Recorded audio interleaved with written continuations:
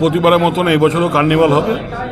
এবার যেভাবে আমরা গত 2 বছর করেছি, এবছরও ঠিক সঠিকভাবে সেইভাবেই হবে।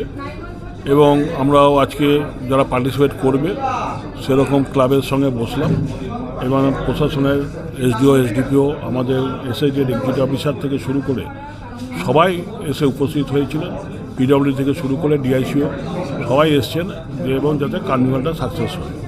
তাই আশা রাখি প্রতিবারের মতন আমাদের কার্নিভাল খুব উচ্চ পর্যায়ে হয়, উচ্চ মাত্রায় হয়। এবারও আমাদের কার্নিভাল সেইভাবে উচ্চ মাত্রায় হয়। আমরা যেটা কার্নিভালে নজর রাখি থিমের ওপর, প্রশাসনের ওপর, তারপরে তারা কীভাবে পারফরমেন্স করছে, তারা কতটা ডিসিপ্লিন আসছে, টাইমটা আমরা যে 7 মিনিট বলেছি 7 মিনিটটা মেনটেন করছে কি না, এইগুলোর উপরে আমরা নম্বর দিই। এবং জাজেস কমিটি থাকে, তারা নিউট্রালি আগে থেকে কেউ জানতে পারে না জাজকে, সেদিনই জানতে পারে তারা জাজ হবেন এবং তারা নিউট্রালি জাজমেন্ট করেন।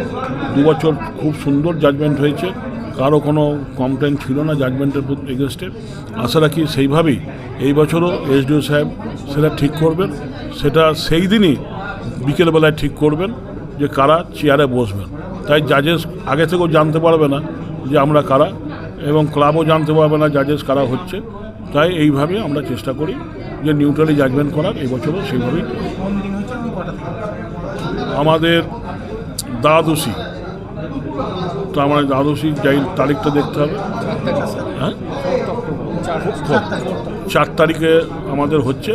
আমাদের 4:30 থেকে শুরু হবে কার্নিভাল এবং আমরা প্রতিটি ক্লাবকে বলে দিলাম যে 4টের আগেই তারা যেন তাদের ঠাকুর এবং প্রশাসনের তারা রেডি হয়। এবং আমরা আরেকদিন মিটিং হবে, সেটা ডিআইসিও করবে কাউন্সিলরদের সঙ্গে নিয়ে। সেদিন পরপর নম্বর আমরা করে দেবো, সেই নম্বর অনুযায়ী ঠাকুরগুলো আসবে।